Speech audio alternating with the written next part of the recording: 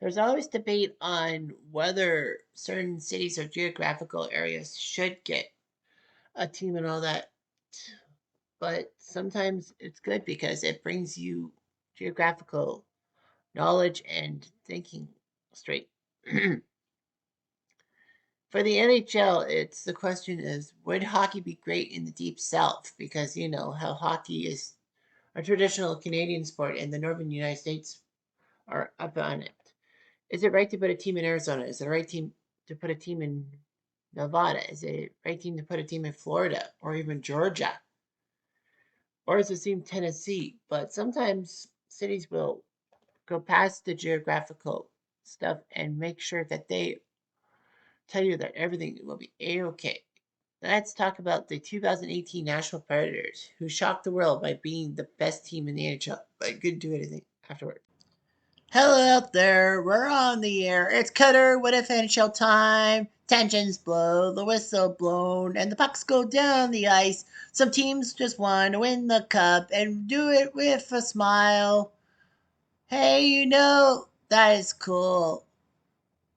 Up on the River Nile. Oh, the good old hockey game. Who will come out on top? Will a team get through the cup by any means necessary? Oh, the good old hockey game. It's the best game you can name. And I'm have no shame. I will simulate those hockey games. Woo! So the Nashville Predators started up life as an expansion team. They were announced in 1997 that they would be coming into the league for the 98-99 season. So in 1998, there would be a team in Nashville. And for one season, the NHL would have an odd number of teams. Atlanta would make it even by 1999. So Nashville was an interesting choice for hockey. I mean, they didn't really have much minor league hockey experience. They had a professional league that was good. And heck, they were named the Predators because of the dinosaur bone, the mammoth bone they actually found while digging up for a bank in 1971. And they found this fossilized bone. So, to honor it, Nashville became the Predators. So, the first season looked decent and all that. They had David Legg won the first ever draft pick. Thomas Falcoon came over in the expansion draft. They were okay, but they weren't like superstardom. Nashville would not get the flowers, if you will, till 2004 when they took on the Detroit Red Wings and played them in a tough 6-game series. Nashville was not going anywhere anytime soon. So Nashville bulked up with some players like Mike Fisher, Victor Arvidsson, PK Subban, Roman Josi, and Pekka Rinne. Nashville made playoff appearances for many years, but just couldn't get over the hump. Everyone thought that it was going to be done for. But Nashville in 2016, excuse me, shocked everyone by winning the Stanley Cup berth in the West, going to the finals, taking on those pesky Pittsburgh Penguins. They lost controversially in Game 6, having a goal disallowed when it should have counted. And it was big for Nashville. But unfortunately, they couldn't win the Cup, and then in successive years, they haven't done anything. But in 24-25, they really shit the bed because they couldn't even make things interesting. As they had all the money, they took Steven Stamkos away from Tampa. They made a few other big free agent signings. They were basically trying to buy the Stanley Cup, and it bit them in the butt. They didn't even make the playoffs. But anyhow, I know that the Nashville introduction is short, but it's got to be sweet enough, in fact. So anyway, let's talk about the 2018 Nashville Predators and why they're the what if. So the 2018 Nashville Predators, this was the 20th season for the NHL franchise from Nashville. And they reached the playoffs for the fourth consecutive season and went from the worst team to qualify for the playoffs before to the NHL's top team winning the President's Trophy. So the Predators scored 117 points, and Winnipeg was on their tail, but Nashville survived by 3 points over the Jets to win the Central. Colorado would become one of the two wildcard teams. St. Louis had 94 points, but I think Colorado would face Nashville. Remember, serves me right. So anyway, in the playoffs, they met Colorado, who were the second wild card. They won the first two games. They lost game three. They went in Colorado, won game four. Lost on home turf, but still they didn't falter and won game six. Winnipeg versus Nashville, it was basically hit and miss. No team won back-to-back games. Nashville did win in double overtime to tie the series at one. But Winnipeg would win every odd number game, 1-3-5-7, whereas Nashville won 2-4-6. So that meant that Nashville was taken out by the Jets, and the Jets would be going to the Western Final. Philip Forsberg and Ryan Johansson did fantastic in the playoffs. Pekka Rinne, 42 wins in the regular season. He was 7-6 in the playoffs. UC Saros had to play 4 games. In the 2017-18 season, they picked up Alexei Emelin from Vegas. They picked up Kyle Turris from Colorado, of all teams, for Sam Girard. Mark Letestu went from Edmonton to Nashville at the trade deadline. But then they traded him to Columbus for a 4th-round pick.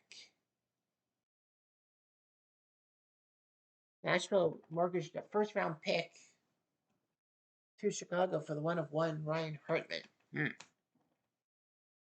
They signed Nick Bonino to a 4-year, $60 million deal. Of course, the year after they sunk the Preds in the finals. They picked up Scott Hartnell for a year, Anders Lindberg, a reliable goalie from Rogel, and all of that. They didn't really lose too many people. Mike Fisher would retire. Fern Fiddler, too. The draft picks, well, not really a lot. So, anyway, it didn't work out. Anyway, but yeah, what if Nashville had beaten Winnipeg and gone on to the Western Finals? So, anyway, Vegas and Nashville would face each other in the playoffs. Vegas were the winners of the other division, shocking a lot of people by being an expansion team, winning 51 games, and then going into the conference finals. They take on Nashville. So Marc-Andre Fleury against Pekka Rinne would be your goalies. This is the lineups I've set up in stone. Here we go. Oh yeah, playoff.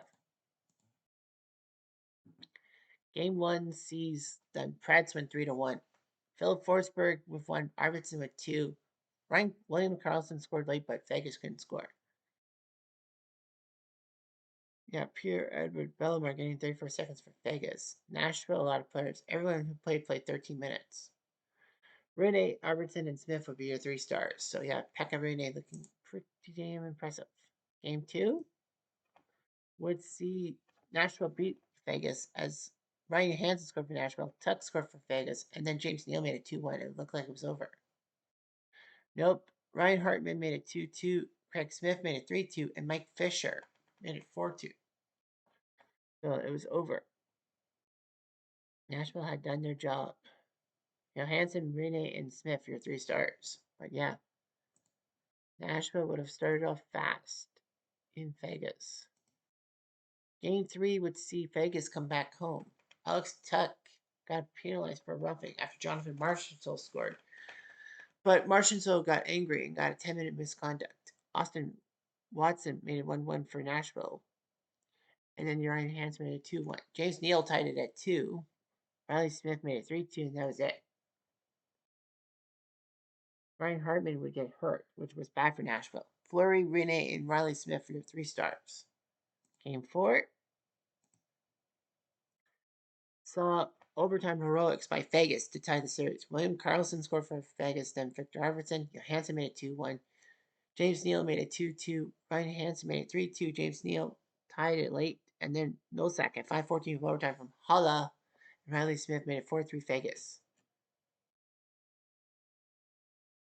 James Neal, Ryan Hansen, and David Perron are your 3 stars. But yeah, Vegas did it. They've made it 2-2 going back to Nashville. And Nashville would continue the home team's winning every time, winning in overtime. Austin Watson scored, make 1-0. Riley Smith 1-1. Nick Bonino 2-1. Cody Eakin 2-2. And in overtime at 106, Craig Smith scored on a rebound. So Nashville was up 3-2. Smith, Fleury, and Cody Eakin, your 3 stars. And to switch gears to Game 6. And Nashville wins game 6 2-1. Roman Yossi and Ryan Johansson are your heroes. Tuck scores on the rebound, but Nashville survives. Yeah, Nashville wins on the road. The only road game that counts. And wins 2-1 and to go to the Stanley Cup Finals. Rene, Fleury, and Johansson are your 3 stars. So Pekka Rene doing his job. Nashville would have faced off against Washington. Gotta remember. And there too of Hope and Grubauer. Carlson and Orpik. We'll just say that one. So Nashville would have hosted Washington in the Stanley Cup Finals, game 1. Got the points. Game 1 sees Washington collapse 7-3. Nashville scored 4 goals. Subban, Philip Forsberg, Sisons, and Arvidsson. PK would make it 5-0, and Grubauer had to come in the net. Austin Watson made it 6-0 Nashville. Backstrom, Yoshi, and Tom Wilson would score for Washington, but it was too little too late. 7-3. Lots of player. Subban, Philip, and Arvidsson, your 3 stars. PK, Subban. They decided to leave Holtby in game 2. He'll bounce back.